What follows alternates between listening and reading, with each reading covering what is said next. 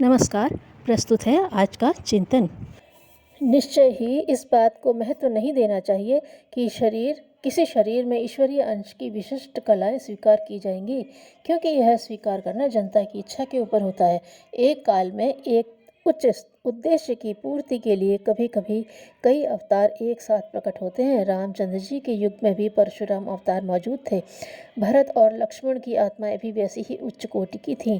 हनुमान जी भी दैवी कलाएं बड़ी बड़ी थीं। श्री कृष्ण के समय में पांडव उच्च उद्देश्य की पूर्ति के लिए एक प्रकार से अवतार ही थे। महात्मा बुद्ध, गौतम बुद्ध और महावीर भी अपने अपने युग के दिव्य अवतार ही तो थे। इन सब में पाप का विरोध और सत्य न्याय की स्थापना के अंश थे। इन चमत्कारी महापुरुषों ने अपने आत्मबल से दिव्य जीवन की स्थापना की थी। अवतार मलमूत्र की गठरी में नहीं, वरन एक उच्च नैतिक आध्यात्मिक भावना विशेष में होता है। यह भावना अचानक बड़ी तीव्र गति से जब बढ़ जाती है तो उसके कर्ता को चमत्कारी महापुरुष समझा जाता है। वास्तव में ईश्वरीय इच्छा का उस समय के व्यक्ति अनुकरण मात्र करते हैं और महत्व प्राप्त करते हैं। इन एककालिक अवतारों में जो सर्वश्रेष्ठ होता है उसे प्रधानता मिलती है। वैसे यह सब कार्य उस अकेले का नहीं होता। अन्य आत्माओं की शक्ति भी उतनी ही और कई बार उससे भी अधिक लगती है, तब कहीं जाकर यह उद्देश्य पूर्ण होता है। राक्षसों का नाश करने में श्री राम के अन्य साथियों की भी जो क्षमता थी उसे भुलाया नहीं जा सकता। लंका का नाश करने में क्या वानर सेना तथा अन्य योद्धाओं ने कुछ नहीं किया था? क्या श्री लक्ष्मण जी की वीरता कुछ कम थी? अहिरावण के यहाँ कैद हुए राम लक्ष्मण को छुड़ाने वाले महाबली हनुमान को क्या कुछ कम समझा जा सकता है?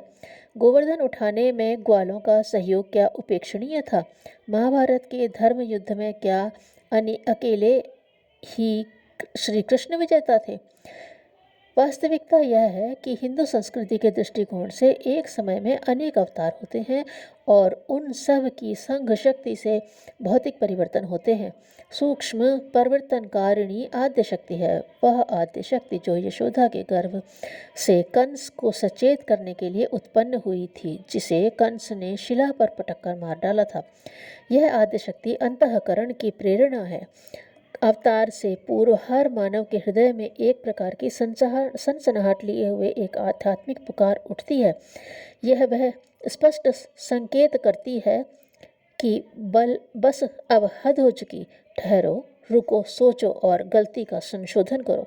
मैं ईश्वरीय प्रेरणा लेकर आई हूँ, मेरा स्वागत करो। किंतु खेद है कि हजारों कंस उस युगवाणी को शिला पर पटक कर मार डालते हैं, आत्मा की उस दिव्य पुकार को कुचल डालते हैं और निश्चिंतापूर्वक अपने पिछले पाप व्यापार जारी रखते हैं। यह आद्य शक्ति अवतार की पूर्व सूचना दुंदुभी है, जो आकाश में अंतरलोकों में बहुत पहले सावधान होने के लिए कोहराम मचाती है। जो इस वाणी को नहीं सुनना चाहते और ईश्वरीय संदेश की अवहेलना करते हैं, वे आने वाले अवतार की तलवार से टुकड़े टुकड़े कर दिए जाते हैं। जब किसी प्रकट शरीर में अवतार होगा तो उसकी आज्ञा मानने लगेंगे। इस प्रतीक्षा में बैठे रहने वाले उस कंधे अंधे के समान हैं जो सोचता है कि जब सूरज दिखाई देगा तब चारपाई छोड़कर उठ बैठूंगा। आँखों के बिना उसे सूरज नहीं दिखता है। यह उसकी इच्छा है कि हमेशा चारपाई पर ही पड़ा पड़ा मर जाए या उठ बैठे। अवतार तो उसके जीवन काल में पहचानने वाले बहुत ही कम होते हैं। अधिकतर का तो वह विरोधी ही दिखाई पड़ता है, क्योंकि यह तो नए जीवन, नए विचार को स्थापित कर जनता को पुरानी सड़ी गली आदतों को छुड़ाने के लिए आता है। शत्रुओं को प्रकाश से चिढ़ होती है और उसे पानी पी पी कर कोसते हैं।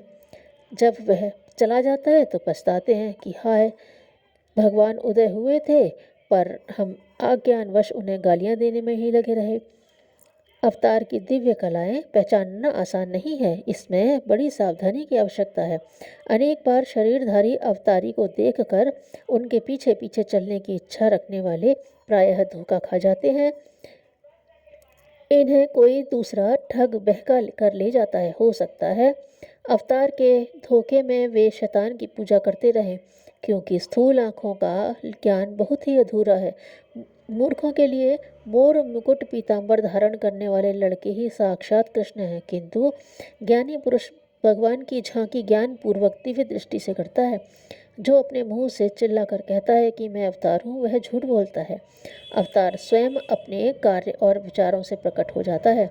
इतिहास में कभी कभी ऐसा होता है कि अवतारी सत्ता एक साथ बहुआयामी रूपों में प्रकट होती है एवं करोड़ों ही नहीं, पूरी वसुंधरा के उद्धार चेतनात्मक धरातल पर सबके मनों का नए सिरे से निर्माण करने आती है।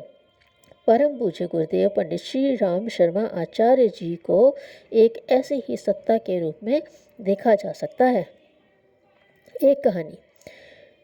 रावण, कंस, दुर्योधन आदि यदि आत्मसमीक्षा करते तो आसानी से अपनी भूलों को ठीक करके सुख सौभाग्य पा सकते थे, किंतु उस प्रवृत्ति के अभाव में भूल पर भूल करते चले गए और नष्ट हो गए। धन्यवाद।